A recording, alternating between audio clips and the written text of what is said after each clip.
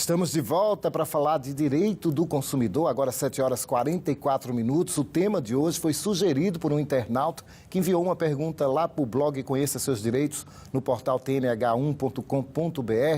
Muita gente fica em dúvida quando leva um produto para o conserto e a empresa cobra uma taxa para fazer um simples orçamento.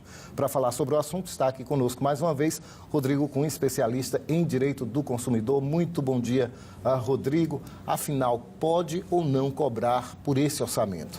Bom dia, Aurélia. Bom dia a todos. Bem, a princípio não há nenhuma ilegalidade em se cobrar de um orçamento, mas para isso tem que ter algumas regras, Aurélia. Principalmente aquela que nós mais mencionamos durante todo esse período que estamos juntos, que é a informação. E uma informação prévia, ou seja, ninguém pode ser surpreendido ao chegar, ao receber um produto, não realizar o serviço e ser cobrado algum orçamento por isso. Vou exemplificar essa situação, que foi inclusive a pergunta da Priscila, através do nosso blog no TNH1. Ela mencionou um caso real que muitas pessoas vão se identificar.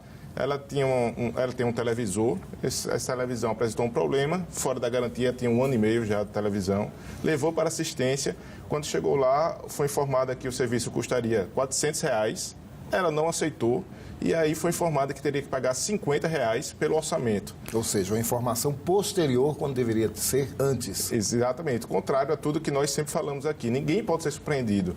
Se antes dela deixar o equipamento lá fosse informado a ela que seria cobrado esse valor de R$50, essa taxa, e ela concordasse, aí sim poderia exigir depois, mas não ser surpreendido ao final. Então, essas informações é importante que cada cidadão exerça seu direito realmente, por menor que seja o valor, e não pague de forma indevida. E seguindo essa regra da informação prévia, o que deve constar no orçamento? Bem, o orçamento ele deve constar o valor total a ser gasto, ou seja, não pode dizer que o orçamento custa 300 e quando você for pegar, o conserto custa 300, quando você for pegar, informar que trocou mais alguma peça e custa mais 350.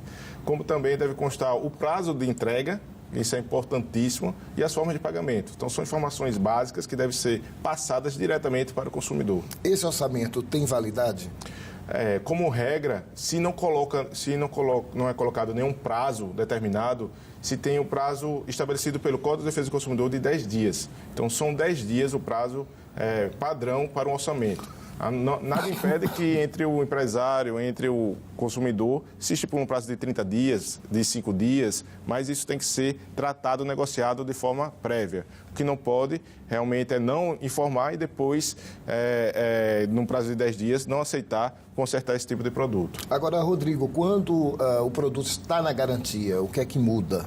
Bem, essa é uma situação diferenciada, porque quem compra o produto na garantia é justamente para não ter prejuízos e quando acontecer algum problema não ter custos e não pode ser cobrado. A exceção é realmente quando se há um deslocamento, ou seja, você tem uma máquina de lavar na sua residência, ela apresenta um problema, você tem a opção de levá-la para assistência técnica, ou então solicitar a visita de um técnico. E essa visita ela pode sim ser cobrada, lembrando, desde que seja informado previamente e o consumidor concorde com isso. E vale destacar também, Aurélio, uma outra situação muito presente, que é na questão do conserto em si, quando há uma substituição de peças. E algumas vezes são substituídas por peças usadas.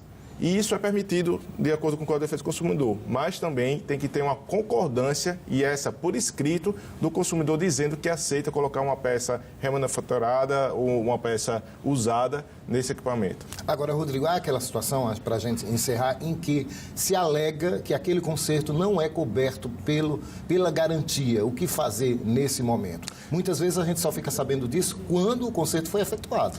Então é importante mencionar que principalmente aquelas peças, aqueles produtos que se acabam com o próprio uso, daqui um exemplo de um carro, vamos dizer, você tem um problema com a pastilha do freio do carro, que ela se acaba com o uso, isso daí realmente a garantia não cobre. Mas fora isso, tudo que engloba o carro, sim. Não vale você dizer, por exemplo, que cobre a garantia do câmbio e do motor.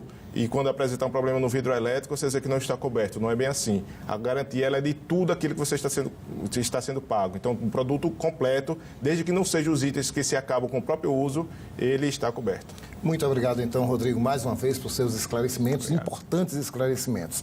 E o Passar Amanhã de hoje fica por aqui, desejando a todos uma ótima quinta-feira. Novo encontro amanhã, às 7h28. Até lá.